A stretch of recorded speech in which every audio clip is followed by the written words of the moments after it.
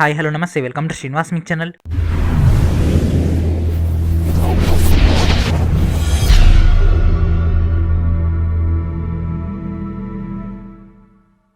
ఈరోజు ఈ వీడియోలో మనం రైల్వే ఎగ్జామ్స్ యొక్క ప్రిపరేషన్ భాగంగా జనరల్ సైన్స్లోని ఫిజిక్స్లోని ఎలక్ట్రిసిటీ యొక్క పార్ట్ 4 డిస్కస్ చేద్దాం. సో ఈ యొక్క వీడియోలో మనం మేజర్గా ఎలక్ట్రికల్ కరెంట్ యొక్క మెయిన్ డేటాని డిస్కస్ చేద్దాం. సో ఈ యొక్క వీడియోలో ఎంటైర్ డేటా ఎలక్ట్రికల్ కరెంట్ యొక్క టోటల్ డేటా ఉంటుంది. ప్రీవియస్గా మనం ఏం డిస్కస్ చేసుకున్నాం, ఎలక్ట్రికల్ సర్క్యూట్ డిస్కస్ చేసుకున్నాం. సో శ్రేణి సంధానం, సమాంతర సంధానం గురించి డిస్కస్ చేసుకున్నాం. ఈరోజు మనం ఆల్టర్నేటింగ్ కరెంట్ అండ్ అదేవిధంగా డైరెక్ట్ కరెంట్ గురించి, ఓకేనా. సో వాటి యొక్క మెయిన్ డేటా అనేది ఉంటుంది కాబట్టి ఒక వీడియోని చాలా కేర్ఫుల్గా వినండి. హౌస్ హోల్డ్ పర్పస్లో ఉపయోగపడుతుంది and at the same time real life application కాబట్టి ఎక్కువగా స్కోరింగ్ వచ్చే అవకాశం ఉంటుంది, ఓకేనా. లేట్ చేయకుండా క్లాసులోకి వెళ్ళిపోదాం. Let's get into hour video. So వీడియోలోకి వెళ్ళిపోయే ముందు ప్రతి ఒక్కరు కూడా ఛానల్ ఇంకా సబ్స్క్రైబ్ చేయకుండా వెంటనే సబ్స్క్రైబ్ చేయండి ఫ్రెండ్స్. సబ్స్క్రైబ్ చేసి పక్కన ఉన్నటువంటి బెల్ ఐకాన్ క్లిక్ చేయండి. ఒకవేళ మీరు కనుక రెగ్యులర్గా మన ఛానల్ వీడియోస్ వాచ్ చేస్తున్నట్లయితే మాత్రం ఖచ్చితంగా ఛానల్ లైక్ చేస్తుండండి. మీరు ఇచ్చేటటువంటి ప్రతి లైక్ మాకు ఒక మోటివేషన్ లెక్క ఉండి ఎక్కువ వీడియోలు తీసుకురావడానికి ఉపయోగపడుతుంది. AC and DC are the form of. So AC and DC అనేవి ఏంటి friends? Charge flow, water flow, voltage flow, air flow. So AC DC మనం చదువుకున్నాం కాబట్టి ఎయిర్ ఫ్లో అయితే కాదు, వాటర్ ఫ్లో అయితే కాదు. ఈ రెండిట్లే మనకు డౌట్ వస్తుంది. ఫస్ట్ ఆఫ్ ఆల్ ఈ రెండిట్లనే డౌట్ వస్తుంది. So AC charge, DC charge. AC voltage, DC voltage ఉండదు. వోల్టేజ్ ఏముంటుంది? 12 వోల్ట్స్, 14 వోల్ట్స్, 15 వోల్ట్స్, లేకపోతే ఏమంటారు 24 volts.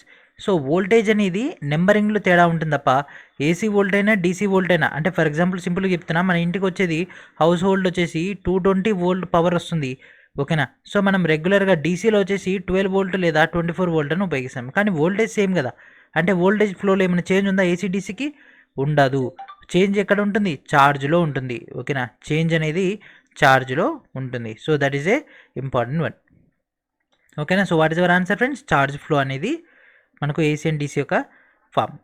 And next question, the law which relates the resistance of conductor to flow current, ఓకేనా. Resistance of the conductor to current flow అనేది ఉంది కదా. So ఆ యొక్క లా ఏంటిది? That law is related to Joule's law, ఓకేనా. That is called Joule's లా.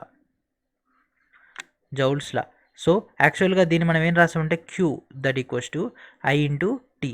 గుర్తుందా? మళ్ళీ మర్చిపోయారా? మీకు గ్యాప్ ఇస్తుంది దేనికి అంటే కాన్సెప్ట్ మీకు నెంబర్ ఆఫ్ టైమ్స్ రివిజన్ చేసుకుంటారని, ఓకేనా. ఒకరోజు వీడియో పెట్టిన తర్వాత నెక్స్ట్ డే ఇమీడియట్గా వీడియో పెట్టకపోవడానికి గల కారణం ఏంటంటే ఆ యొక్క వీడియోని కనీసం 2 to 3 టైమ్స్ అని వాచ్ చేస్తారు. కొత్త వీడియో వచ్చిందని చెక్ చేస్తారు, పాత వీడియో ఇంకొకసారి కూడా చూస్తారని, ఓకేనా. కాన్సెప్ట్ మీద ఫోకస్ చేయండి, డెఫినెట్గా మీకు ఒక ఐడియా వస్తుంది. అండ్ అదే దాంతోపాటు మనం గతంలో ఏం డిస్కస్ చేసుకున్నాం? W equals to V into Q. So Q ప్లేస్లో దీన్ని ఇన్బిల్డ్ చేసేసిన మనకు అవుట్పుట్ అనేది రావడం జరుగుతుంది. That means V into IT. So W equals to V into IT అన్న, ఓకేనా. దీని యొక్క ప్రాసెస్లోనే మనకి ఏమొస్తుందంటే ఐ స్క్వేర్ ఆర్టీ, ఓకేనా. సో దీంట్లో ఏం మారుతుంది ఫ్రెండ్స్? ఐ అట్నే ఉంటుంది, వి వాల్యూ ఏమవుతుంది? ఐఆర్ అవుతుంది. వి ఈక్వల్స్ టు ఐఆర్ కాబట్టి సో ఐఆర్ని ఇక్కడ ఇంప్లిమెంట్ చేసేస్తే ఐ ఇంటూ ఐ స్క్వేర్, ఆర్కి ఆర్, టీకి టీ, ఓకేనా. సో వి వాల్యూ ఐఆర్ కాబట్టి దీన్ని ఇక్కడ ఇంప్లిమెంట్ చేస్తే ఐ స్క్వేర్ ఆర్టీ వస్తుంది. ఆ ఫార్ములా ప్రకారం మనకి ఒక జౌల్స్ లా అనేది జనరేట్ అవుతుంది, ఓకేనా.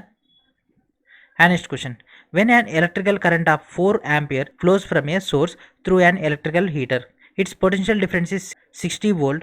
If the potential difference is increases to 165 volt, what will be the current? ఓకేనా. మనం వోల్టేజ్ కనుక పెంచినట్లయితే what is the current? So చూడండి ఫ్రెండ్స్, మనకు ఎప్పుడైనా కూడా వాటేజ్ అనేది ఉంటుంది. వాటేజ్ అంటే ఏంటిది? వాటేజ్ వోల్టేజ్ ఇంటూ యాంపియర్స్ ఇట్లా క్యాలిక్యులేషన్ చేస్తాం, ఓకేనా. సో జనరల్గా అంటే మన యొక్క కాంపిటేటివ్ బేస్ పైన మనం ఇట్లా డైరెక్ట్ షార్ట్ కట్స్ వెళ్ళిపోదాం. సో అంత డీటెయిల్ ఎలక్ట్రిసిటీ అవసరం లేదు, కానీ బేసిక్స్ అయితే కావాలి కదా. మనకి ఇక్కడ ఏమన్నాడు? ఎలక్ట్రికల్ కరెంట్ ఎంత ఇచ్చేసిండు? 4 amps, 4 amps, ఓకే.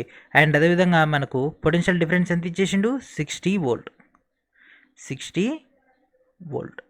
అండ్ అదేవిధంగా మనకు ఆల్టర్నేటివ్ ఏం చేయమన్నాడు? మళ్ళీ దాన్ని 165కి చేంజ్ చేస్తుండు.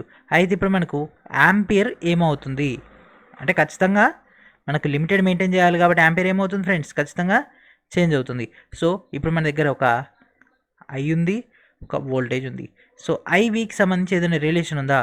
So that equal to V equals to IR, V equals to IR. So v1 by v2 that equals to ఏం రాద్దాం ఫ్రెండ్స్? i1 by i2 రాసుకోవచ్చా? v1 by v2 that equals to i1 by i2. So v1 value ఎంత ఇచ్చేసిండు? First voltage ఎంత? 60. Second voltage ఎంత? 165. అయితే first ampere ఎంత ఇచ్చేసిండు? ఫస్ట్ది ఎంత ఇచ్చేసిండు? 4. మరి సెకండ్ది ఏం కావాలి? కనుక్కోవాలి. సో దీన్ని సార్ట్ అవుట్ చేసి 4 ఒకట్ల 4 15ల. సో ఇది ఎందులో పోతుంది ఫ్రెండ్స్ 15 చెప్పండి 15 10ల 150 ఇంకా 15 ఉంటుంది అంటే 15 11ల. సో I2 వాల్యూ ఎంత 11. I2 వాల్యూ ఎంత 11 A. That means option 4 is our answer. This is a group D question. ఓకేనా. We have to know the formulas then only we can answer these questions. ఓకేనా. And next question, calculate the electric current when a generator of 220 volt output connected with a motor of 1100 watt power. ఓకేనా. 1100 watt power ఉండేటటువంటి ఒక మోటార్కి అయితే మనం input అయితే ఇవ్వడం జరిగింది ఎంత 220 వోల్ట్ అయితే. సో యాంపేర్ అనేది ఎంత ఉంటుంది. సో యాంపేర్ ఎంత ఉంటుంది ఫ్రెండ్స్. సో వాటేజ్ అంటే ఏంటి ఫ్రెండ్స్, ఇక్కడ మనకి ఎంత ఇచ్చేసిన వాటేజ్ 1100. సో వాటేజ్ సంబంధించి మనం ఏమనుకున్నాం voltage into amperes. So voltage into amperes అయితే వాటేజ్. సో ఇది ఎంత 1100 దట్ ఈక్వల్స్ టు వోల్టేజ్ ఎంత 220 ఇంటూ యాంపియర్స్ ఇచ్చిండా ఇవ్వలేదు ఏ ఒకట్లా ఇది 5ల. సో యాంపియర్స్ ఎంత 5 అయిపోయిందా. మనకు జస్ట్ బేసిక్స్ వస్తే ఏమవుతుంది ఫ్రెండ్స్ ఆన్సర్స్ వస్తాయి. ఆన్సర్స్ వస్తే మార్క్ వస్తుంది. మార్క్ వస్తే ఏమవుతుంది జాబ్ వస్తుంది. జాబ్ వస్తే లైఫ్ సెటిల్ అయిపోతుంది.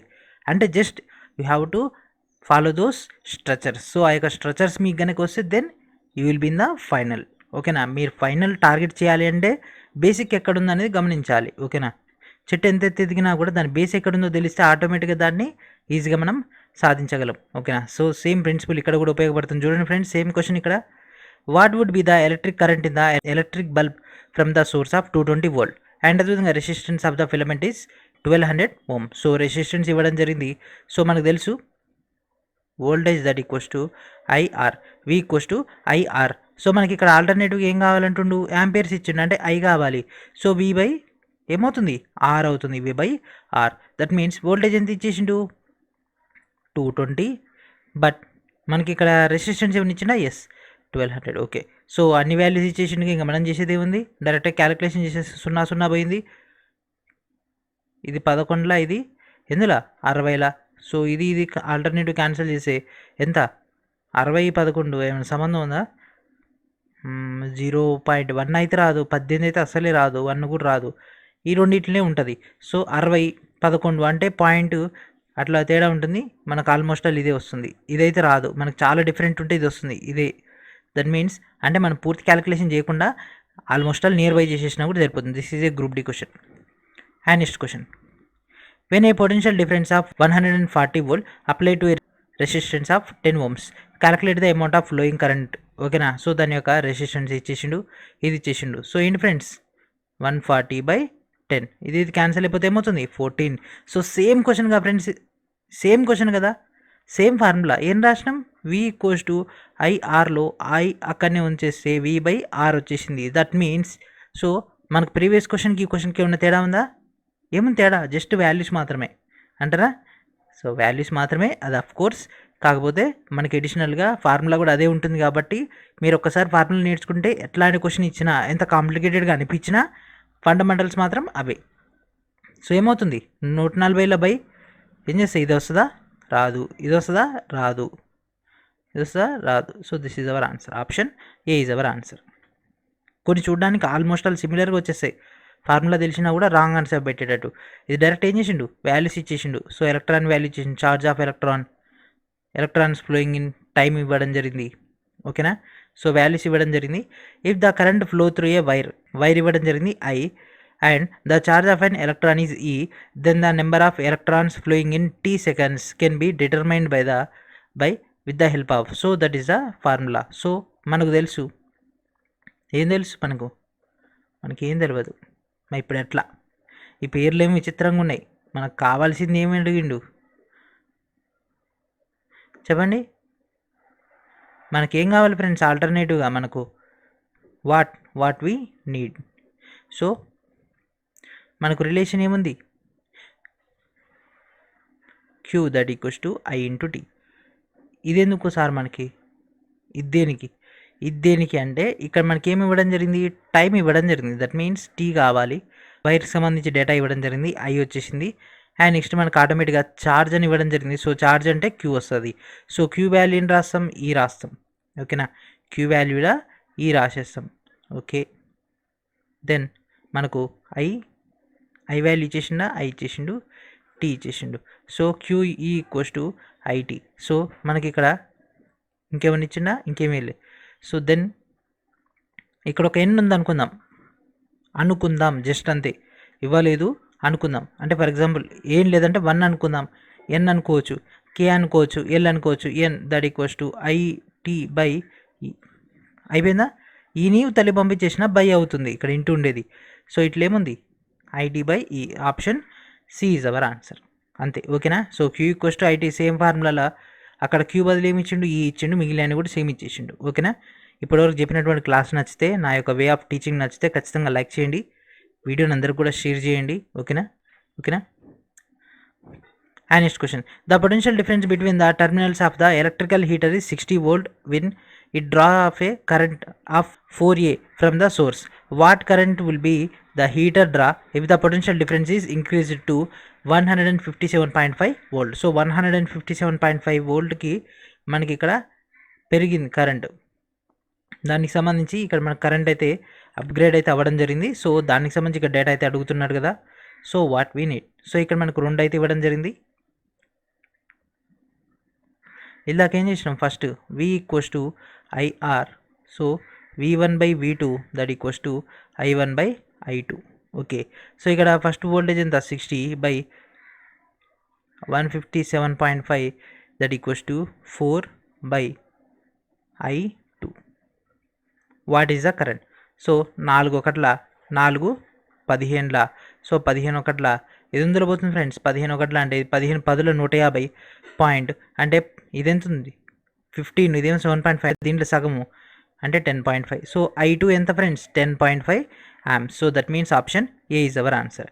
And next question, the two resistors of 10 ohm and 20 ohm are in series combination are connected with 6 volt batteries.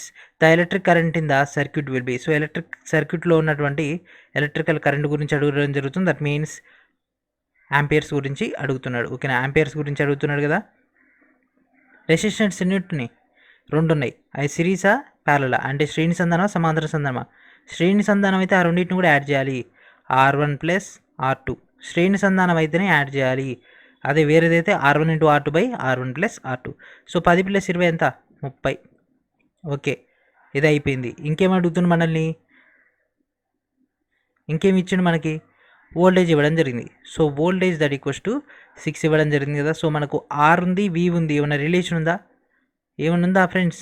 V equals to IR ఉంది కదా. ఓకేనా? సో మనకు కావాల్సింది I. సో ఏమవుతుంది, V బై R, 6 బై 30, 6 ఒకట్ల 6 5ల 30. So 1/5 that equals to ఎంత friends, 0.2. 1/5 that equals to 0.2. That means option A is our answer. ఓకేనా? And next question, which of the following law is related to the heating effect of electric current? So electric current యొక్క heating effect అంటే ఏంటిది, మనకు water heater వాటిలో ఉంటాయి కదా. So ఆ యొక్క మెకానిజం సంబంధించి ఇచ్చింది ఎవరు, that is none other than Joule's law. So already video స్టార్టింగ్లో డిస్కస్ చేసుకున్నాం జౌల్స్ లా, కాబట్టి no need to discuss once again. కాకపోతే మీరు మాత్రం ప్రిపేర్ అవ్వండి, N number of times prepare అయితే you will be get the correct answer. ఓకేనా? And next question, if the diameter of a wire is reduced to half. So diameter కనుక reduce చేసినట్లయితే then what will be the value of the current flowing through the wire? So వైర్లో కనుక current ఎంత pass అవుతుంది? So మీకు తెలుసు, ఒక కర్రపుల్లని ఇరగొట్టడం easy, అదే 2 కర్రపుల్లని ఇరగొట్టడం కష్టం. ఎందుకంటే దీని యొక్క స్ట్రెంత్ అనేది 10 kg అయితే దీని యొక్క స్ట్రెంత్ అనేది 30 kg అవుతుంది. బికాస్ ఈ 2 కలిసి మళ్ళీ ఒక కర్ర యొక్క కెపాసిటీని పెంచుతుంది.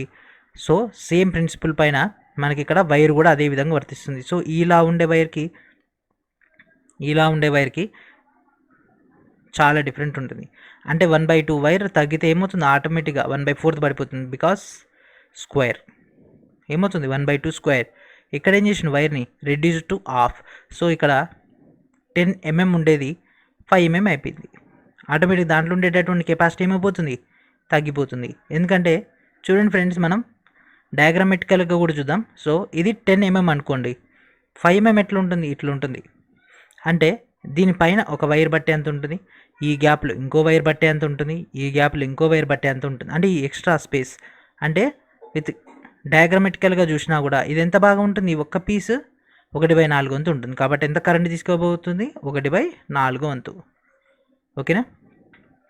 అండ్ ఇప్పటివరకు చెప్పినటువంటి క్లాసెస్ యొక్క ఎంటైర్ డేటా మీకు ఆల్రెడీ ఒక ఫిజిక్స్ యొక్క last 30 years from 1992 to 2021 up to NTPC CBT 1 దాకా ఉన్నటువంటి టోటల్ క్వశ్చన్స్ 3500 పైగా ఫిజిక్స్ యొక్క ప్రీవియస్ ఇయర్ క్వశ్చన్స్ ఉండడం జరిగింది. దీనిలో 1000 పైగా ప్రాబ్లమ్స్ అయితే ఇవ్వడం జరిగింది. వీటన్నిటిని కూడా బాగా యూటిలైజ్ చేసుకోండి. విత్ అడిషనల్గా మీకు ఆల్రెడీ కెమిస్ట్రీ ఇవ్వడం జరిగింది కదా, కెమిస్ట్రీని కూడా ఫిల్ చేసుకోండి. అండ్ వీటన్నిటి యొక్క బేసిక్ ఫార్ములాస్ విత్ ఫండమెంటల్స్ కూడా కావాలనుకుంటే మాత్రం ఎన్సీఆర్టీ యొక్క 4000 చాప్టర్ వైజ్ అనేటువంటి బిట్స్ని గ్యాదర్ చేసుకోండి. ఇక్కడ మీకు మొత్తం అన్ని చాప్టర్కి సంబంధించినటువంటి ఫండమెంటల్స్ ఉంటాయి. ఫండమెంటల్స్ తర్వాత ఈ క్వశ్చన్స్ సాల్వ్ చేయండి, యూ విల్ బీ పర్ఫెక్ట్. ఓకేనా? సో ఎన్సీఆర్టీ మొత్తం చదవకుండా షార్ట్ కట్ అనమాట. ఎందుకంటే ఎన్సీఆర్టీ ఇప్పుడు చదవాలంటే ఇప్పుడు కాదు అది. ఓకేనా? The potential difference between the terminals of A electrical heater is 60 volt when it is drawn of current of 4A from the source. What current will be heater draw if the potential difference is increased to 172.5 volt? Same question గా friends, ఏమన్నా change ఉందా? No. 4 ఒకట్ల 4 15ల 15 ఒకట్ల 15 10ల ఖచ్చితంగా 10 పైనే ఉంటుంది. అంటే ఇది ఆన్సరా? కాదు.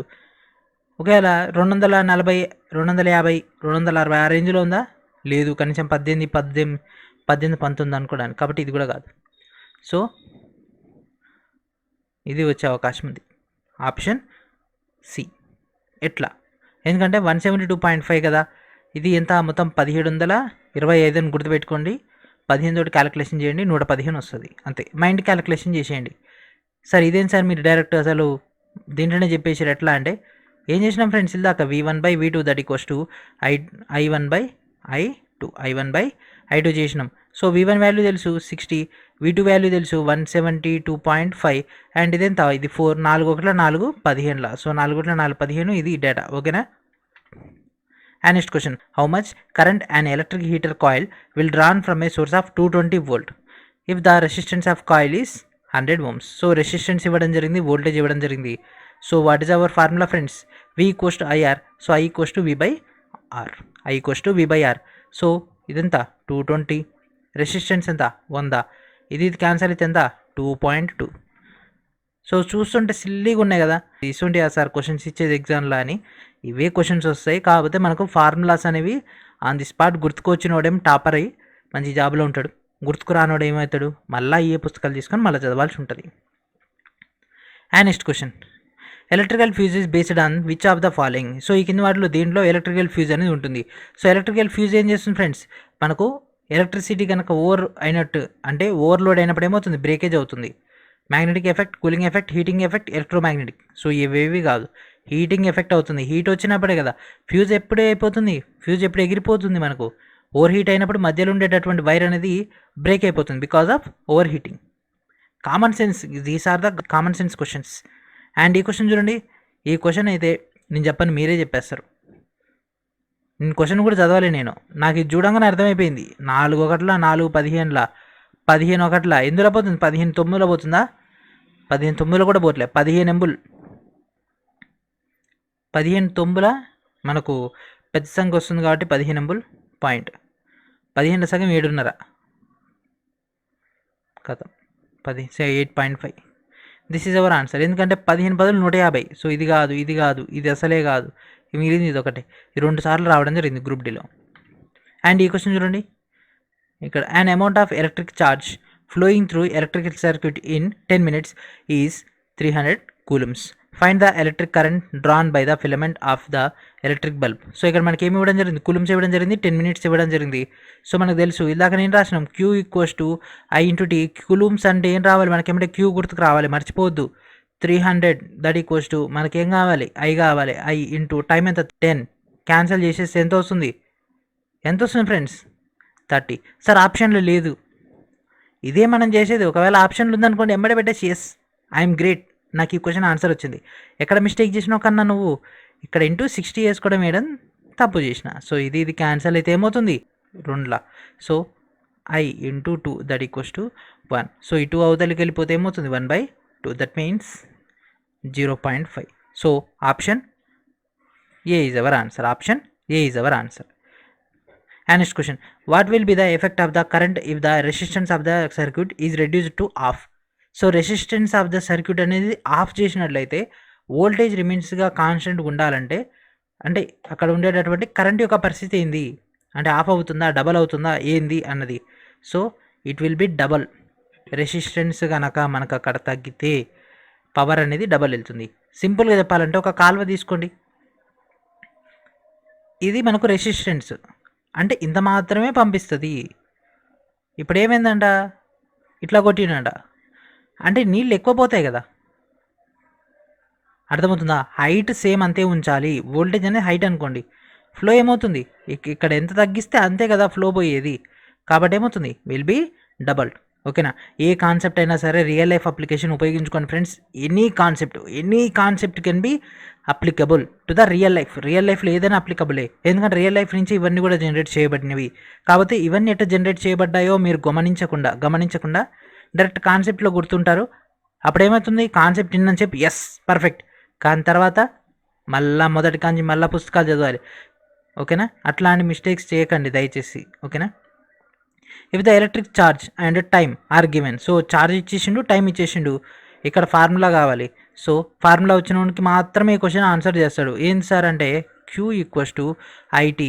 మనకి ఇక్కడ క్యూ ఇచ్చిండు, టీ ఇచ్చిండు, కాబట్టి ఐ అక్కడ నుంచి ఏమవుతుంది, Q by T. So this is our answer, option A. This is a group D question. And next question, the formula of electrical current. So current యొక్క ఫార్ములా ఏంది, I equals to dash by T. ఏం చేయాలి, I equals to charge by T. So మళ్ళీ same question కొద్దిగా థియరిటికల్గా ఇవ్వడం జరిగింది. And next question, conduction in liquids occurs. So conduction in liquids, so లిక్విడ్స్లో కండక్షన్ అనేది ఏ విధంగా ఉంటుంది. యాక్చువల్గా ఇది హీట్కి సంబంధించింది, కాకపోతే ఎలక్ట్రిసిటీ హీట్ అనేది ఆల్మోస్ట్ ఆల్ సిమిలర్గా ఉంటాయి కొన్ని ఫండమెంటల్స్ అనేవి, లైక్ ఈ టాపిక్ కూడా. సో మనకి ఎట్లా ఉంటుంది friends, the motion of positive and negative charges is present. So ఇవి ఉన్నప్పుడు మాత్రమే మనకు కండక్షన్ అనేది జరుగుతుంది, అంటే ఫిజికల్ కాంటాక్ట్. అంటే ఒక సర్క్యూట్ అనేది ఏముంది, క్లోజ్డ్ సర్క్యూట్ అయితే మనకు అందులో పవర్ అనేది ట్రాన్స్మిట్ అవుతుంది. పవర్ ట్రాన్స్మిట్ అయినప్పుడే వర్క్ అనేది జరుగుతుంది. సో కండక్షన్ అనేది more possible in the liquids because of positive and negative charges.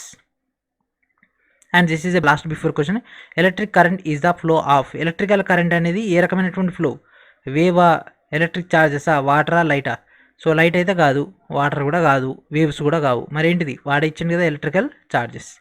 And this is the last question in this topic. So electrical current దాంట్లో మనకు లాస్ట్ క్వశ్చన్ ఇది.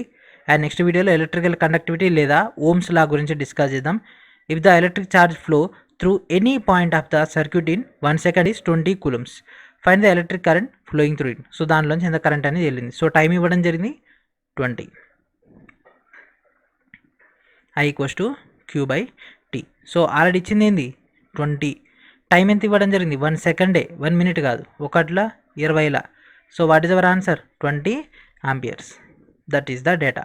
ఓకేనా? So ఇక్కడతోటి ఒక క్లాస్ ఫినిష్ చేద్దాం. అండ్ ఆల్రెడీ మీకు general science ఒక special course అయితే ఇవ్వడం జరిగింది ఫ్రెండ్స్, 149 రూపీస్కే. మీ యొక్క వీడియో డిస్క్రిప్షన్లో మీకు డైరెక్ట్గా ఒక కోర్స్ యొక్క లింక్ అనేది అందుబాటులో ఉంటుంది. మీరు ఇక్కడ నుంచి జాయిన్ అయిపోయింది. అండ్ అదేవిధంగా ఎవరికైతే టోటల్ క్లాసెస్ కావాలనుకున్నారో, అంటే 600+ వీడియోస్ అన్ని కూడా కావాలనుకుంటున్నారో వాళ్ళందరూ కూడా మెగా కోర్స్ని ఎన్రోల్ చేసుకోండి. You will get the app also. So app base పైన ఉంటుంది, వెబ్సైట్ బేస్ పైన ఉంటుంది. Anywhere you are, you will be download all the files and you will watch all the videos can be accessible. ఓకేనా? So ఇది friends ఈరోజు video. Next video మనకు నెట్తో కలుద్దాం. And thank for watching.